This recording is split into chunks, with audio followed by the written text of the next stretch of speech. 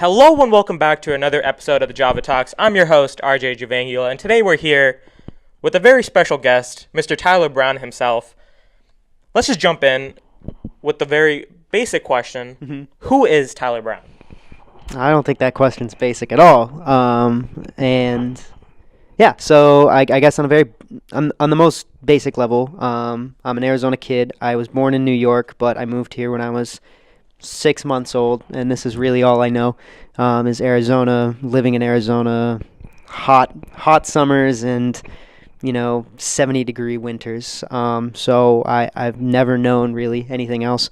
On a deeper level, I guess that's a very tough question to answer, and I think it takes a level of maturity to be able to answer like who you are. I think a couple years ago, if you would have asked me this question, I would have stumbled over it, and I think in some ways I still do because I have a lot of maturing still left to do. But I think I'm just a person who has been able to figure out what I'm good at and what I'm not, and to be comfortable with that, and someone who's passionate about sports, and I'm passionate about religion, and I'm passionate about being involved in student life and on campus, and I'm passionate about helping other people.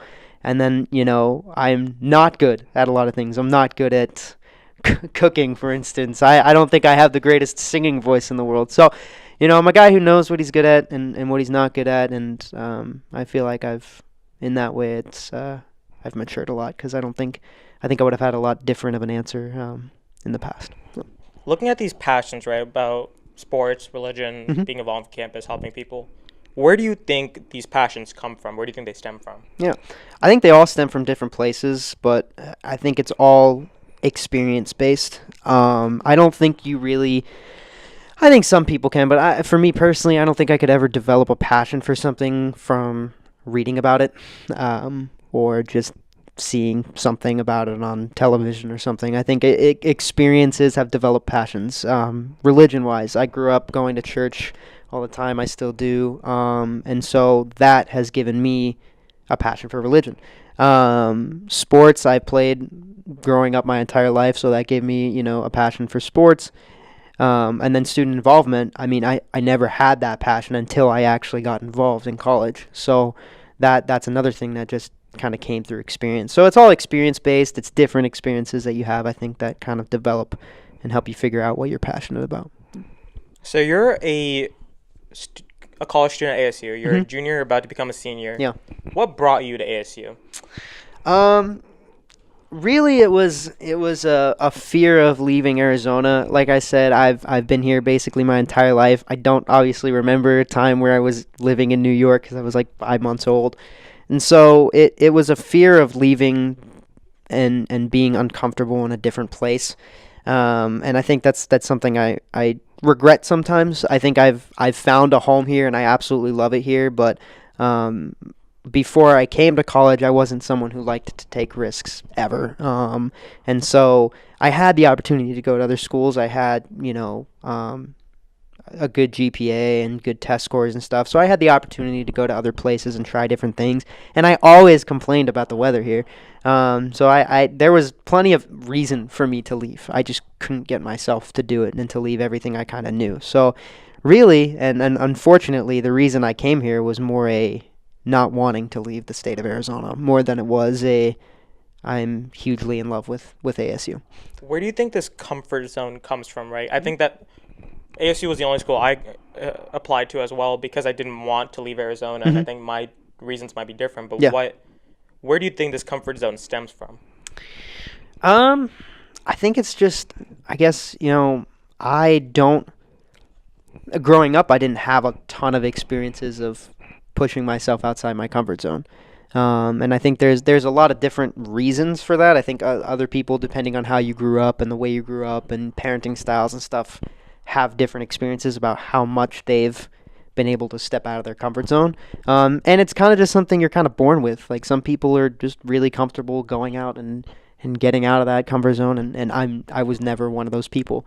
And so I think it's just, I don't think it's about the place I grew up in. I think it's just kind of me as a person never really wanted to leave Arizona. And even though it's like when I do leave, I enjoy it and I enjoy other atmospheres, and I talk about all the time leaving and going somewhere else when I graduate or when I get a job, finding somewhere else to live. Like when it comes to that moment of wanting to go somewhere else, I don't know if I could ever do it. Which I think I've grown a lot as a person. Like I take chances all the time now, and I'm a lot different than I was back then. But that's one thing that still is like, it's crazy to me to just, we both have been here for 20 years. It's weird to think about being anywhere different for years, and not coming back here eventually. So I think for me it was somewhat different, right? Because I grew up in Canada, and then I moved to California, New Jersey, Orlando for a few months, and I came here finally. And even here I moved around a little bit. I think for me it was about stability, right? And I think that there's something in there for a lot of people, because I think a lot of people, when they finally get something stable, when they finally get something that feels regular to them, right? When they have this routine of being able to see their parents and being able to go to their favorite coffee store every Friday evening. I think I think there is something to be said about going out of your comfort zone, but I think that when you have routine and when you feel stable, you're able to explore within your comfort zone as well. And I think that sometimes that gets a little overlooked. Yeah. Because I think that, I mean, we're both in Arizona. We've been here for a while, but I think both of us can speak to that. We've done different things. We've been exploring here as well. And speaking of exploring, what does college mean to you, right? Even beyond like just the studies, what does it mean to you? Yeah. I mean, that's a great point, first of all. I mean, I think when I think about would I have had the courage to step out of my comfort zone and join certain things in college if I had gone elsewhere, I don't know if I would have been, because I'm comfortable enough with Arizona to be able to try different things. And I think that's a good point, is stability and stuff. And I think college for me, now that I've been here for 3 years, it is so much more than classes. And I think I always say, it changes for some majors, I think, because there are certain majors that like you are here for the classes and then you're done. But for a lot of people, and especially for business kids like I am, I think if you are just going to classes and you're not doing anything else, it's a waste of money. And I think that's how it has been for me. That's how I feel about it, is if all I did here in my 4 years was go to classes and then go home, I would feel like I was wasting my money, because there are so many things that especially ASU can connect you with and can help you use that will be so much more beneficial to you than just your basic degree, that I think you have to do it, and you have to, take a leap of faith and join something and try it out and see what happens, because it really completely changes your college experience. It makes a big university like this feel smaller, and it gives you all the opportunities I feel like I have and I'm going to have post-graduation are not because of my major and the classes I've taken, but because of the involvement I've had. So, and I think the term getting involved, being involved, gets thrown around quite a bit. What does getting involved mean to you? From my personal experience, it was just trying something out, and not being afraid to go to a info session, go to a meeting of some sorts, and feel a little out of place, because you are going to feel that way, when you first start off, when you first come to a campus like ASU that has so many people. But eventually you'll find, I think I always believe that there's a niche for everybody, and some people have multiple niches, but there is some place that they're supposed to be at. At a place like ASU, you have a home somewhere. For me, it's PAB. That's kind of my home, and that's where I feel this pavilion building is like my second home, because I practically live here, and I've found that, and it makes ASU feel so small, because when I think of ASU, I think about PAB. And so I think everybody has that. Everybody has something that they're meant to find, and they just have to do the exploring. So I think involvement is all about exploring your options, trying out new things, and ultimately you'll find something that you like. And I think that translates even beyond just college life, right? Where if you're involved in high school, where a lot of kids kind of just do go to classes and they don't get involved with student body or student government. They don't get involved with any other kind of programs, or in the real life when you're trying to find a job. I think this idea of niches can be translated into a lot of different things, because I think a lot of times people feel lost or they don't feel like they have that identity because they haven't found that right group yet. Yeah. And I think that if we, like you were saying, if you go to college just to go to class and you're not going out and trying to find these experiences, then I think that it translates into the real world where you just go to work, but then you feel lost, right? Yeah. You feel like you don't have that identity about yourself. Yeah. And I think, how do you think your time being involved is going to translate after you graduate this upcoming year? I think it's going to be hugely important for me because of my involvement here, I've decided that I want to, at least for the time being, go to grad school for higher education, which is more or less student involvement based. I'm an accounting and sports business major. That's nowhere near, higher education. It's completely different. And if I wouldn't have gotten involved in this stuff, I never would have known that that's a thing. I'm going to have opportunities to, look at different jobs while I'm in grad school that will help me pay for grad school.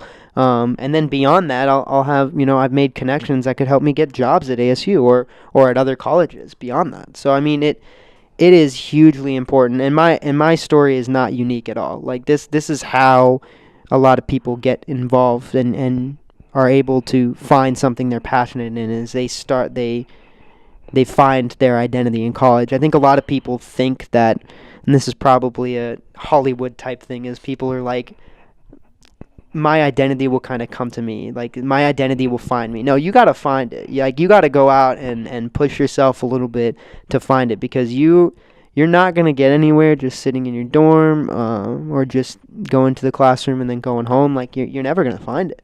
And you got to put in a little work to find it. But I promise you, when you do put in a little work and you make yourself a little uncomfortable, it's going to be well worth it. Yeah. When we're looking at identity, right, and we're talking about, specifically with you, how being involved, PAB, the Program Activities Board on the ASU campus, how it's been a big part of your identity so far. What do you think your identity is going to look like once you're done with this year, right, when you're past college? Yeah, I think about that a lot because, PAB has been more or less one of, like, my life for the past, coming on 3 years now. And so, but I think I've struggled with that question a lot, and over the course of this year, coming into my junior year, I did not know what I wanted to do. This is something I kind of developed over the course of the year. I think I have a passion not for helping other people, find what they're looking for in their identity. And college is one of those times where you can find that. And it's different for everybody. Some people know when they're like 10 years old what they want to do. Some people don't figure it out until they're like 40. But for a lot of people, college helps you figure it out and helps you figure out what you want to do. And I want to help people on that journey and figure out, because I've had people here that have helped me do that and have helped me figure out what I want to do. And I want to be that person for other people, because I think it's so important. I've been told by a lot of people, you could have a job that you hate and make a lot of money, but you're not going to be happy because you spend such a big part of your life working, so even if you have all that money, like, great, but you have such a small amount of time to spend all of it because you're working most of your life, so you got to find something you're passionate about, because it'll make life more worthwhile for you, I think. And so beyond PAB, I think I've found just a passion for helping other people, find what they're looking for. So would you define that to be your purpose then? Do you think that that's what you aspire to kind of pursue for the rest of your life, that purpose? Yeah, I think so. And I think, I never shut doors, and I think that, your purpose in life, it's always developing and changing. So will I do this for my entire life? Who knows? But I think for now, that is what I'm passionate in and what I want to do, and that's where I'm going to start. And that's kind of what you got to do. You never really know how life is going to change around you, but you also never really know how you're going to change, because you could wake up and your opinion on things could change. You could realize, hey, I want to try something different or do something different, and that's okay. So For now, yeah, that is what I want to do, and I'm pretty confident in that. But I'm also open to the idea that things could change, and I could want to go into a different area of college. Obviously I've mentioned I'm a big sports person, so I could find another passion for college athletics or regular athletics. Like there's a lot of different things, and I'm not leaving any doors closed. But I think that's the beauty of college is you have so many opportunities to just try a million different things to figure out what you want. So. A little bit ago, we were talking about happiness, right? Mm-hmm. That some people try to pursue money, try to pursue this material possessions, and they can't find happiness. How do you define happiness? That's a loaded question. Thank you, I try. Yeah, it's a tough one. I think it's obviously it's different for everybody. And you had an episode where you talked about that, right? I'm trying to remember what you said, but for the life of me, can't. I swear I watched it, though. I promise you I watched it. I mean, for me, I'm a big philosophy kind of guy, right? I like reading Aristotle, Plato, stuff like that. And happiness to me, and I think in that episode what I was talking about is trying to find and accomplish your purpose. I think that is what I define as happiness, because Aristotle says it best. Happiness should be the end goal, right? Yeah. Like when you look at money, when you look at tools, when you look at possessions, that's simply it's a tool to get to another place. Yeah. And when I think about the work that I do, right? That when I find my happiness in my work, I can't use my work to get something else, right? I put a lot of time and effort into my work because that's the end goal. That's what makes me happy. And from that happiness, I just have a higher standard of living. But I mean, other people define happiness in different ways, so I was just curious about your take. So I think I agree, and the only way I'd tweak it is instead of for me saying that happiness is when you reach your purpose, I think it's just having a purpose. I think a lot of people don't have a purpose and they're not happy. I think when you have a purpose, I mean, you're not going to be happy 24/7. Like you can never expect that. But I think if you're looking for general overall, if you were to ask someone, are you happy in life? I think if they feel like they have a purpose, then they're happy for the most part. And I think, like I mentioned earlier, I'm a believer that, your purpose sometimes shifts a little, it changes. And so as long as you have a purpose and you feel like you have one and you're actively searching for it, I think you can find happiness. So. Who or what do you aspire to be? This is all going back to that who is Tyler Brown question. Yeah, yeah. I've never really had I don't know. I guess I've just had a ton of different people that I've admired and stuff in life. There's not like one specific person I can point to. I think from a family aspect, I think obviously my parents and just my family in general are all great examples of what I want in a personal aspect and a family aspect, because they do it right in my mind, and they do it in a way that I think it is very, very successful and what I want, and they've given me so many opportunities just to be here. And so in a personal aspect, I think that's kind of what I aspire to be, is to have something similar to that in my personal life. Professionally, it's just it's hard because up until now, like, I didn't know what I wanted to do, and I still don't know exactly what I'm going to do. And so it's hard for me to find like a single person and be like, I want to be exactly like that or like that. But I think I just look to people who have, who carry themselves in a certain way. I know growing up, I was a big baseball guy. My family is all originated from New York, so I'm a Yankees fan. And so Derek Jeter was always a guy that my brother and I just always looked up to, because he did it the right way. And in whatever occupation you have, you have to carry yourself a certain way. And I think especially in what I'm doing and what I plan to do, like, there's going to be people looking up to you, and you have to carry yourself a certain way. And I think there's a lot of parallels between that and what, professional athletes do. Not saying I'm a professional athlete, because that's a stretch if I've ever seen one, but he's definitely a guy, I'd say. But there's plenty of people. I think everybody I've worked with PAB has been people that I admire and inspire me to just be better. When we're talking about these role models and these inspirations in your life, I'm definitely seeing a theme of people that do it the right way, people that have good family support, structure.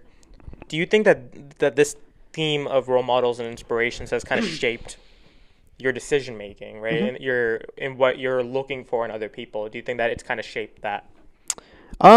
Yeah, I think so. I mean, like, growing up, was the biggest thing for me. Like, my parents and my upbringing showed me the person I want to be, and the people that I, want to surround myself with. It's like a common saying is like you are the, culmination of the 5 people you hang out the most with. Like, taking that, like, I take that to heart. So, like, I try and make sure that, like, I surround myself with people that are passionate, that are, actively searching for their purpose and actively trying to be better, and people that I honestly, like, truly believe will be, successful in life. Because it really does motivate me to be more successful, because I'm also a very competitive person, as you know, RJ. And so, when I see other people around me, they're being successful and stuff, I am so happy for them. And it also pushes me to be like, how can I be like that? How can I be successful like that? How can I give myself more opportunities like that? So I think surrounding myself with role models that, and that's why I try and get people that, I know more personally, because that helps me to be like, I can ask them, how do they get here? How do I, get to that place? So How do you define success? that's another tough one. I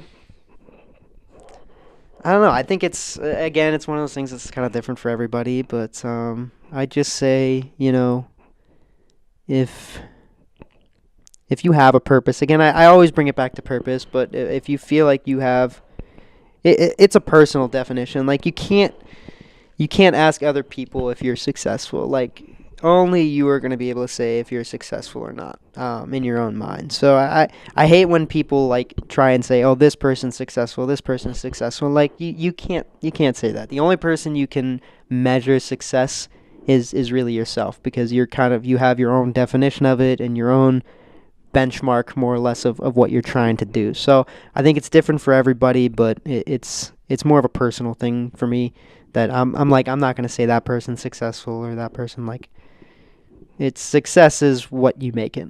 All right, so going back to this idea of purpose, right? Mm-hmm. You said that you only recently found your purpose, and that it almost took about 21 years Yeah. to get there. Why do you think it's so difficult to find purpose? Well, Because I think to a lot of people, purpose is kind of what shapes their life. yeah, and I think that's why it takes so long, because I think, for me, like, I overthought it, because I was like, I have to find something I want to do for the rest of my life. Like, that's like 60, 70 years, hopefully, that, I'm doing something. Like, I can't take this lightly. Like, if I even find one little problem with something, if there's one little setback, like, I can't do it.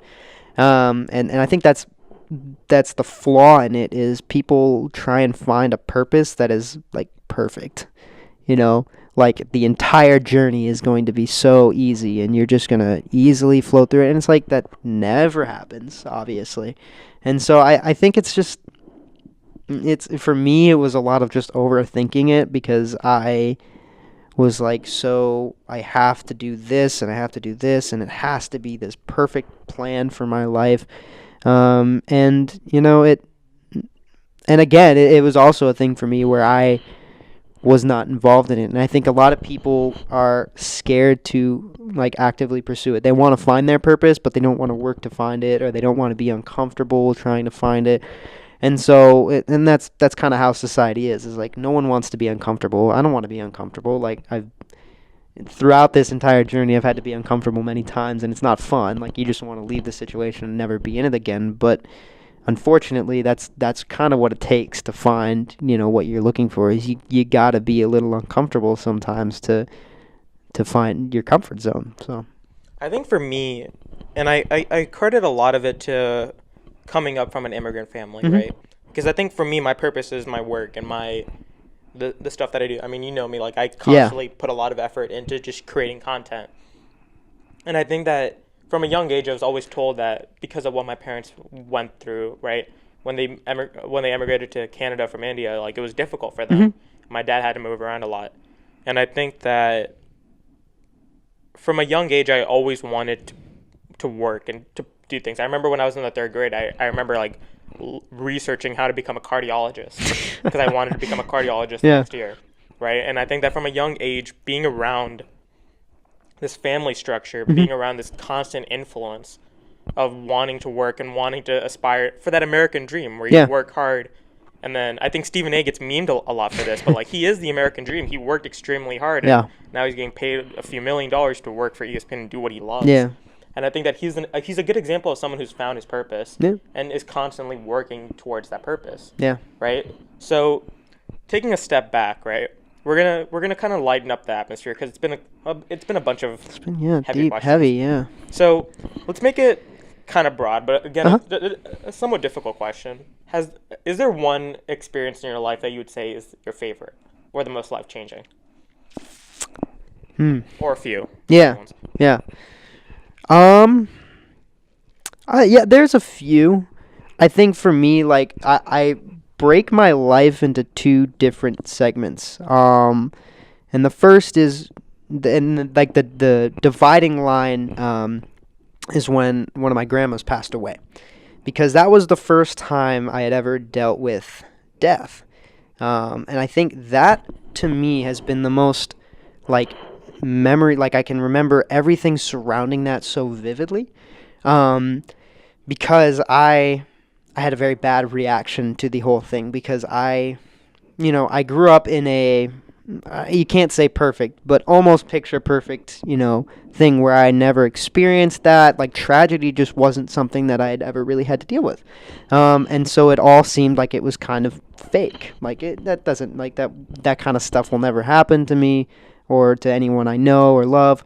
And so when that happened, it kind of like, flipped a switch inside my head where it's like, no, this is real life. Like, this stuff happens. And it led to this year-long journey of mine of just trying to figure out, how to deal with that. Because I started dealing with a lot of anxiety problems, and I was almost on medication, stuff like that, to try and help me figure that out. And that's also where that's also where I kind of became a lot more religious, I guess. I grew up going to church my entire life, like I've said, but that's kind of where I was like, okay, like it's not just about going to church. Like, there's a purpose behind why I do this and stuff like that. And there's like a healing aspect to it that I couldn't really, deny. So I think that is a moment for me.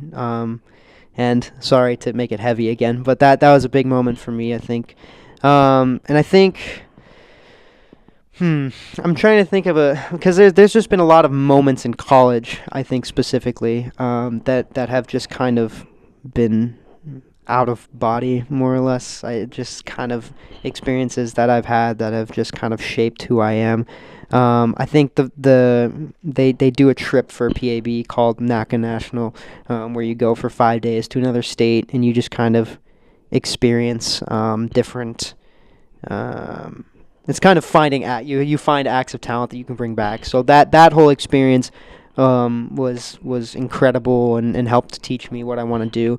And then more recently, this last year with this Change the World event that we hosted, like the day of the event, I think was the day I decided this is what I want to do. And this I have such a passion for this and such a love and everything that happened that day just made me feel so fulfilled.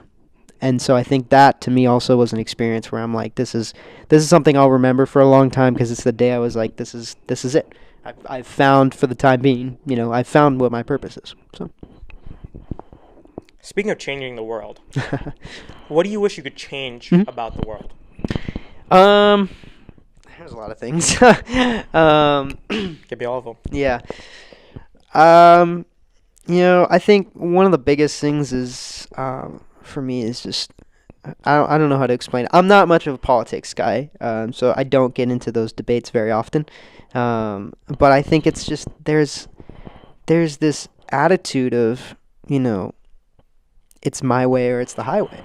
And it's so prevalent that it's just, and an attitude of, if we differ opinions, then we cannot talk. We cannot be friends. Like, every political discussion almost always turns into an argument. And I absolutely hate the attitude that is surrounding that, because I'm not much of a politics guy. I don't get into it much because I don't know the facts enough, and I don't want to look like bad, and I also don't want to feel like I would love to learn that stuff. I would love to have a discussion with someone to learn more about it and to discuss my very basic opinions on things. But I know that a lot of those basic opinions will probably be foolish and wrong because I don't have all the facts. And when I'm afraid to ever say those opinions because I just feel like people will blow up on me, and I think that's kind of the atmosphere we're in. Is just a lot of anger, and that's like usually the first reaction people have, and I hate it. It's really frustrating.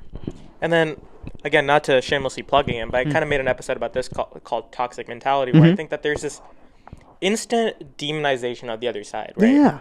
And I think that that's why so many important, prevalent movements fail. Because I don't think anyone would disagree that the Me Too movement was incredibly powerful to begin with. Yeah. But I think that when you instantly demonize people and you instantly create this polarization, then I think ultimately society as a whole is going to fail, not even that one specific movement, because when you're taking out the other side, right, you're calling them out, you're calling them names, you're insulting them, then they're not going to want to listen to you. Right. Yeah. So it's either there's no compromise. Yeah. And I think you see that a lot with government. You see that a lot in small interactions with people. Yeah.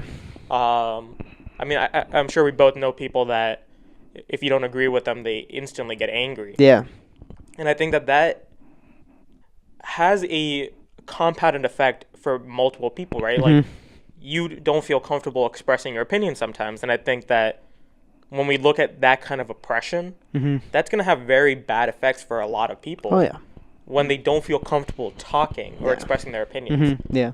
And I think that's kind of where, I mean, the first episode for the Java Talks was society's polarization. Yeah. We started the Java Talks because people were uncomfortable expressing their opinions. And this was supposed to be a platform for them to talk. Yeah. So I definitely feel you there. I definitely feel that because people are so angry at one another that it's difficult. It's difficult. I mean, some people don't, there's the people that do talk and express their opinions are a lot of people that are okay and accept the reality that people are going to be angry with them but I am unfortunately, and this is something I've always tried to work on, one of those people that is afraid to anger or upset other people. And I know that, you voice certain opinions, people are going to get really, really upset and just angry. And it is very off-putting. And like you said, that is the downfall of a lot of great movements, is that they show an anger, or they just attack in a way that's very off-putting. And I think there's a way to go about things in a more positive light, that can really be more effective. So I think something that I respect about you quite a bit is that there's this willingness to enhance other people or to work with them, rather than I think both of us have a lot of ideas, and I think that you could easily act upon your ideas without getting other people's input. But I think that there's this beauty in allowing people to contribute to your ideas and be able to work with you with your ideas. And I think that goes a long way with your relationships. Yeah. I think that goes a lot of way with the workspace that you create. And I think that kind of has something to do with your purpose again, going back to that about helping people and aspiring to create the best version of them. Yeah. And I think it all goes back to this purpose again, because I think that's, I mean, we're going to get into the next question right here, because we're getting a little deep again. Yeah. And I want it to be deep again. Yeah. What do you want your legacy to be? How do you want people to remember you? Well, in a lot of the things you just said, I think another one of the big reasons why I think like this field and industry is kind of something I want to do is because I also see a lot of flaws with it. I see that atmosphere of toxic atmosphere leaks over sometimes into things that are not political, and I want to create atmospheres where people feel like they are able to make their ideas heard and make their ideas happen. Like, this is a place, and PAB has given me the opportunity to be like, hey, like, let's try and do this. And then we do it and we make it happen. And like, everybody's ideas are heard, because when you, and I'm probably known for sometimes being too nice to people. But like my job with PAB is the chief of staff. It's to bring in new people, and my idea on it, and I take it from my own personal beliefs, is like what would I want to do is I would want someone to be so overly nice and like supporting all my ideas that I'm like very encouraged to say my ideas and give them out. Like I want to be someone that is always improving people and always getting people to just express their opinions and give their ideas and make their ideas a reality. Like I think that's so huge and that's so important in this, especially in college, is a time where people are developing and learning to find their identity and who they are. So I guess, I just want to be somebody who helps that and who's helped people find what they're looking for. And I think I'm definitely someone who's a victim of this too when I say that you're too nice. Yeah. And I think it's better to be overly nice than discouraging. And Yeah. I think a very common interview question is, what do you look for in your ideal supervisor? Yeah. And I think that, I mean, we've both been asked them, Yeah. I'm sure. So it's like, when you look at that and you think, well, it's people are going to call me out if I say I'm too nice, or people are going to make fun of me for that. Well, I think that that's more admirable than someone who's just constantly shutting people down. Yeah. Because I think that there's no growth from shutting people down. I think that there's growth in encouraging them. Even if it ultimately will end up with them failing, I think there's more growth in that than just being shut down immediately. And I think that's why, like, when sometimes I get told, like, as a leader you gotta be able to put your foot down and do all these things, and as a leader you gotta be the tough one and you can't be their friend and all those things. And I'm like, yes, but no, like you don't have to encourage this like I have to create distance between them, like I am their, I am in charge of them type thing. I think I just have a different view of it because of what I've experienced, and when I've had the opportunity to lead teams and stuff, I've done it a different way, because I'm like, I'm not until my way has been proven that it doesn't work, until I completely fail in the way I'm doing it, like I'm not going to stop doing it. And I've found success in, not really giving myself that space. Like I am just another person in that room. When we're having a meeting and I might be in charge of the meeting or in charge of a committee or something, like I'm not a separate person. Like I am equally involved in helping come up with ideas for things. I am making sure everybody's ideas are heard and stuff like that. Like I don't see a reason why a leader has to be someone that is just different. Do you have any regrets about your life? Yes. I think it's I think anyone who tells you they don't have regrets is probably lying, or they just can't think of a good one at the moment, or they're too embarrassed to say anything. But yeah. I think one of my biggest ones is just first of all, in high school, not being involved like I am now. Like I look at myself and I'm like, I would have been the perfect Stugo kid. Like I would have been poster child for Stugo. And I just never did it. I never got involved at all. And I always regret that, because, you only get these opportunities to be in high school and college once. So to miss out on being able to do that, it stinks. That would have been cool, but I try not to look back on that. I think, I can't say anymore that I regret coming to ASU. I think if things would have turned out differently, if I wouldn't have found PAB and all that and gotten involved, I think there definitely would have been a big part of me that would have been like, I regret, I regret coming here. But I don't really think I feel that way. So I think the biggest one is just not being involved sooner. Like I also regret not being involved my freshman year of college, because I didn't really do anything. And I'm like, that's a wasted year. I could have done so many different things with that year. And I could have been in even bigger, better places now with that, but, it happened. I didn't, and I'm a big believer that, things happen for a reason, and so I had that year to experience what, I think for me, I had a year to experience what life was like without involvement, and now I've had a couple years to experience what it is. And so when people come up to me at orientations or things like that, and they're like, what's the difference? Like, why is being involved really important? I'm like, yeah, because I had a year of not being involved, and I did not feel like I was a Sun Devil, or I did not feel like I was at ASU, or I had a reason to be here. I felt like it was just another year of high school. You just got to pick what time your classes were, So I think I have regrets, but I think ultimately all of them happened for a reason, and I've learned from them. So I tend not to dwell on them. I honestly don't even.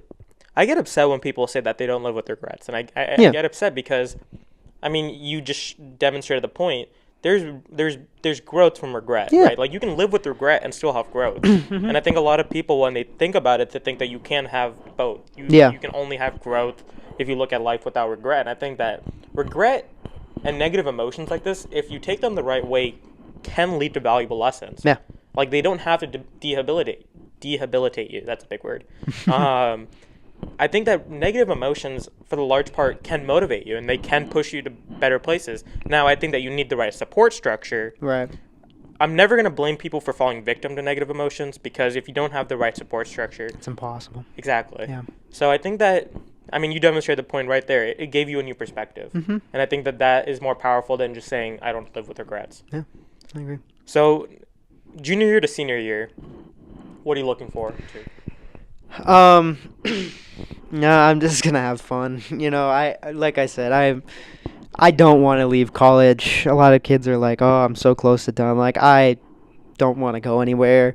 So I'm gonna enjoy every second of it. Thankfully, my course load is really really small, and so I'm at this point I'm kind of just doing every opportunity to put myself in the best place for my future. This junior year was a place for me to figure out what I wanted to do. Now is my time to show people why I should be doing it and why they should be, hiring me, more or less. So I'm just trying to get involved in every big opportunity I can. I'm, in planning every big event I possibly can and helping in every big project I possibly can. And just enjoying the moment, and enjoying the people surrounding me because, everybody that I know here is going to go off and do other things.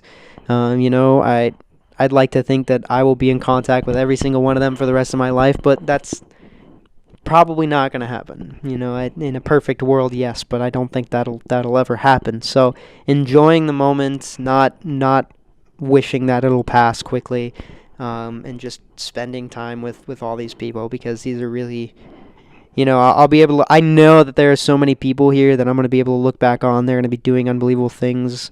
And I'm going to be like, I got to know them. I knew them in college when they were developing these traits that they're now showing off to the world. So I think just enjoying every second of it, going to every possible football and basketball game and going to every homecoming thing, doing everything I can to just make it the best, most fun year possible. And now, I'd just like to say that this is who Tyler Brown is, right? Mhm. This entire episode, this entire recording goes back to that first question. That's why I wanted to start with it because in the beginning, it is a hard question to define who you are, both on the basic level and on a deeper level. But it's a multi-layered thing, human beings, and I think that if we're able to just think through it and just think about what motivates us, what drives us, what compels us to wake up in the morning, then I think we answer that question. Yeah, I think I enjoyed this a lot. Thank you for having me because I think when I'm able to talk through things, sometimes I don't even know what I'm saying. I just keep going and going. But, I talk through things and then I say something and I'm like, oh, yeah, like that does make sense. Like I am that person. So it is a tough question to figure out. And I'm not a guy that likes to talk a lot about himself. So this was a lot for me. But thank you. It was fun. Well, thanks for coming on the show, Absolutely. Tyler Brown. Yeah. Thank you guys for listening. Stay tuned for more episodes of the Java Talks. I'm your host, RJ Javangula. Peace out.